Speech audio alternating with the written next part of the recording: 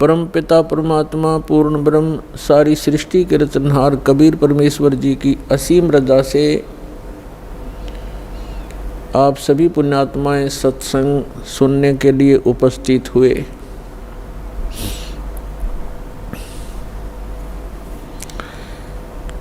सत्संग में आने से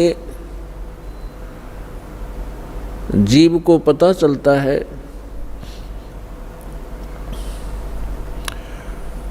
हम कौन हैं, कहाँ से आए हैं। यहाँ ये मरने और जीने की व्यवस्था किस कारण से बनी हुई है, इस बात को प्रत्येक प्राणी महसूस करता है। जन्म हुआ अच्छी बात, परिवार हो गया बहुत ही अच्छी बात, पुत्र पुत्री हुए, संपत्ति कोठी बनी, बस क्या कहने।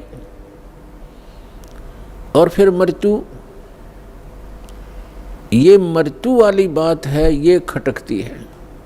अब ये मृत्यु जो होती है ये एकदम विपरीत स्थिति है। सारा जीवन संतान के पोषण में, संपत्ति के जोड़ने में, कोठी और महल बनाने में लगा देता है प्राणी, और 1 मिनट के बाद पता नहीं पुत्र की मृत्यु हो जाती है, पुत्री मर जाती है, पुत्र वधू मर जाती है, माँ की मृत्यु हो जाती है, परिवार भी नाश हो जाता है। तो यहाँ हमारी बुद्धि कभी नहीं जाती कि ऐसा क्यों हो रहा है। हमने एक ये परंपरा मान ली कि ऐसा होता ही है, ऐसा होता है, सबके साथ हो रहा है, इसलिए दुख तो होता है। लेकिन शेष बचे हुए ये सोचते हैं हम तो अभी कुशल हैं, बस ऐसे हम अटकलबाजी से यहाँ जी रहे हैं। तो परमात्मा कहते हैं साथी हमारे चले गए। हमें समझाने के लिए परमात्मा अपने ऊपर ही उदाहरण दे रहे हैं। कबीर परमात्मा जी ये हमारे पिता हैं। साथी हमारे चले गए, हम भी चालन हारे, कोई कागज में बाकी रह रही, ताते लगी है वारे। कोई कागज में बाकी है, कोई श्वास शेष हैं आपके, इसलिए देर लगी हुई है आपको। और जो चले गए संसार छोड़कर, उनके भी, उनकी आशाएं, उनके इरादे, उनकी सोच यही थी कि अभी मृत्यु नहीं होगी। फिर परमात्मा याद दिलाते हैं, स्वयं आकर के कबीर भगवान यथार्थ ज्ञान, यथार्थ भक्ति विधि, अपने द्वारा रची हुई सृष्टि को ही भी वो खुद ही ठीक ठीक बताते हैं। और हम कहाँ थे ये हमें नहीं मालूम हो सकता, चाहे कितनी बात बनावें। ये तो रचनहार ही बता सकता है कि आप यहाँ क्यों दुखी हो रहे हो, ये मरने जीने की व्यवस्था कौन सी अच्छी है।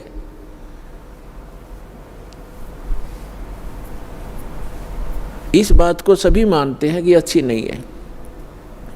तो इसलिए परमात्मा हमें जगाना चाहते हैं, यथार्थ ज्ञान हमारे हृदय में उतारना चाहते हैं, पहले ये बता करके कि जिस व्यवस्था में आप व्यवस्थित हैं और जिन क्रियाओं में आप तत्पर हैं, यदि आप परमात्मा की साधना भक्ति नहीं करते हो, मोक्ष प्राप्ति का प्रयत्न नहीं कर रहे हो, तो ये क्रियाएं तो पशु पक्षी भी कर रहे हैं।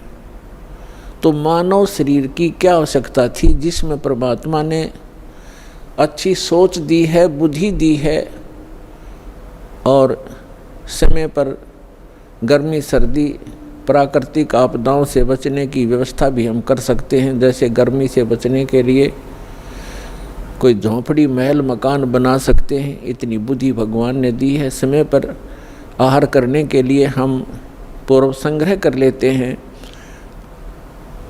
अन्न इकट्ठा कर लेते हैं, और गर्मी सर्दी से बचने के लिए भी हम कोई झोंपड़ी महल बना लेते हैं। इसका उद्देश्य क्या है? इसका उद्देश्य ये है, इन सब सुविधाओं को परमात्मा ने इसलिए दिया है कि आप प्राकृतिक आपदाओं से डिस्टर्ब ना हो सकें और भक्ति करते रहें।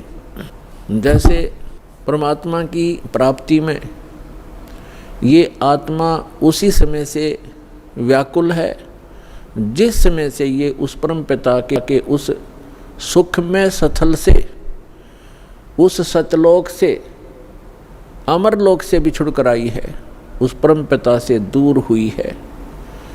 उसी दिन से इसको आभास हो गया है कि जो सुख मैं छोड़ के आया हूँ वो यहाँ नहीं है। उसकी खोज में फिर ये अपनी अटकलबाजी से, जीव सोच से सोचने लगता है, प्रयत्न करता है। जैसे कोई निर्धन है, वो सोचता है कि धनवान सुखी होंगे, धन में सुख होगा, और धनी व्यक्ति को स्वप्न में भी सुख नहीं होता। पुण्यात्माओं, निर्धन को तो ये बात जचे नहीं कि धनवान सुखी नहीं, लेकिन किसी धनवान यानी मायाधारी से मिलकर देखना, उसके ऊपर कितनी समस्याओं का पहाड़ होगा, आप सोच भी नहीं सकते। जहाँ माया है वहाँ शीतलता नहीं हो सकती, जहाँ भट्ठी अग्नि की तप रही हो वहाँ शीतलता नहीं हो सकती। ये माया अग्नि की भट्ठी है, इसके निकट बैठकर प्राणी कभी भी शीतलता महसूस नहीं कर सकता। धनी व्यक्ति सोचते हैं कि राजा लोग सुखी होंगे, राजा को सुख स्वप्न में भी नहीं होता। आपको ऐसा लगता है जैसे इसके आगे पीछे बड़ी सेना चलती है, बड़े बड़े अधिकारी सलूट लगा रहे होते हैं, ये महासुखी होगा, कारों में चलते हैं। सपने में भी सुख नहीं है इनको, क्योंकि हमने सुख का पता ही नहीं जो सुख होता है।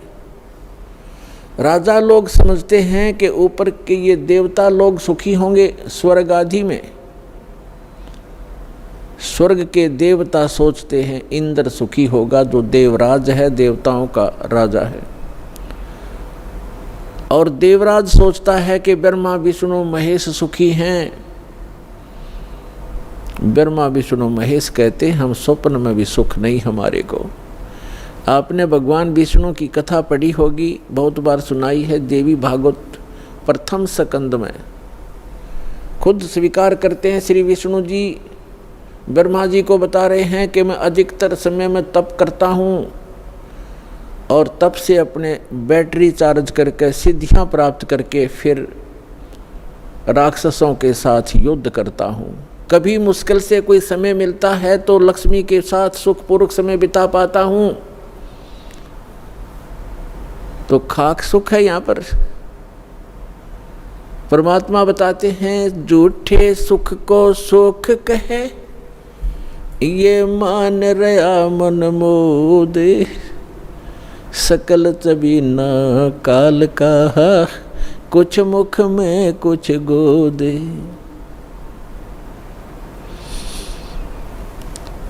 इस झूठे सुख को सुख कहे, ये मान रहा मनमोद। कौन से झूठे सुख?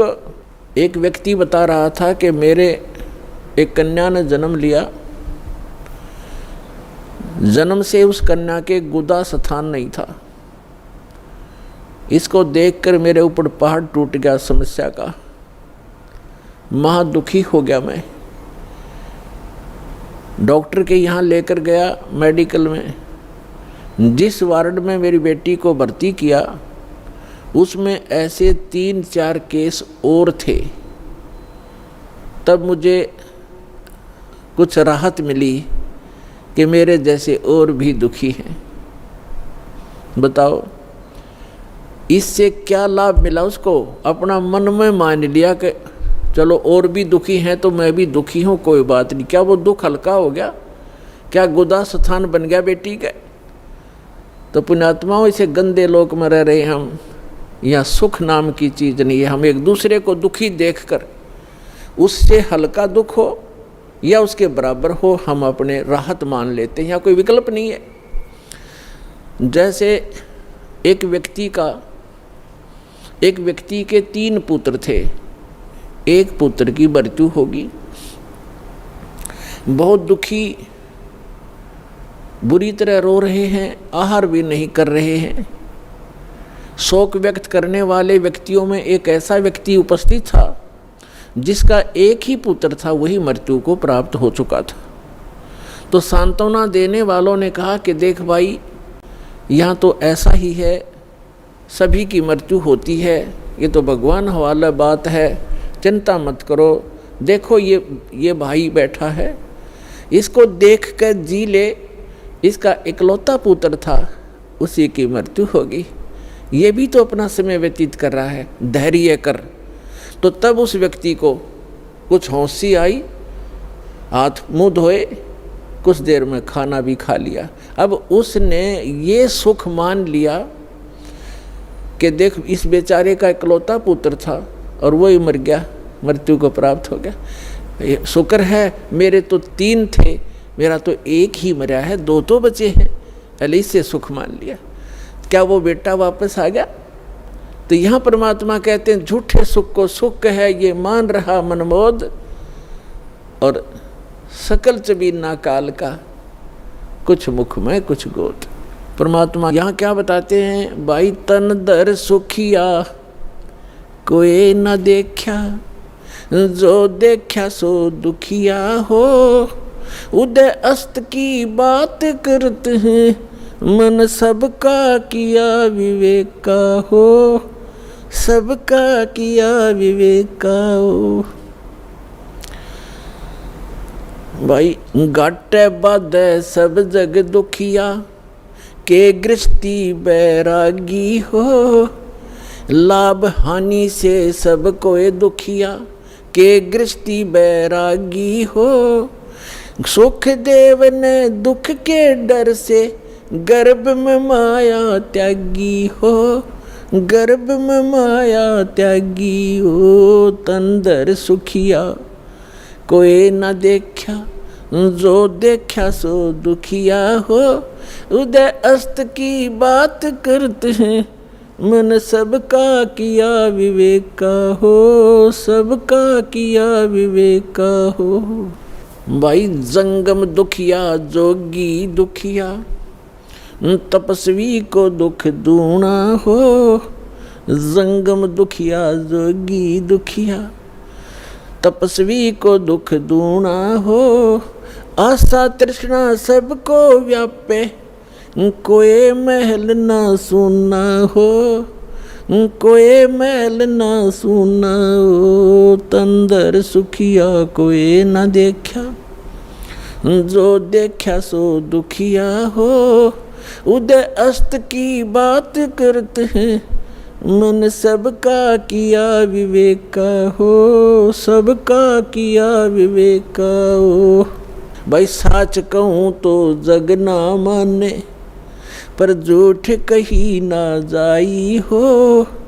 साच कहूँ तो ये जग ना माने, पर झूठ कही ना जाई हो। ये ब्रह्मा विष्णु शिव जी दुखिया, जिन ये राह चलाई हो, जिन ये राह चलाई हो। तंदर सुखिया कोई न देखा, जो देखा सो दुखिया हो। उदय अस्त की बात करते हैं, मन सबका किया विवेक का हो, सबका किया विवेक का हो।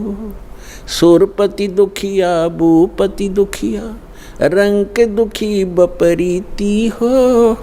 सुरपति दुखिया भूपति दुखिया, रंग दुखी बपरीती हो। कहें कबीर और सब दुखिया, एक संत सुखी मन जीती हो, संत सुखी मन जीती हो, तंदर सुखिया कोई न देखा, जो देखा सो दुखिया हो। उदय अस्त की बात करते हैं, मन सबका किया विवेका हो, सबका किया विवेका हो। सुरपति दुखिया भूपति दुखिया, रंक दुखी बपरीती हो। सुरपति दुखिया भूपति दुखिया, रंक दुखी बपरीती हो। कहे कबीर और सब दुखिया, एक संत सुखी मन जीती हो, संत सुखी मन जीती हो।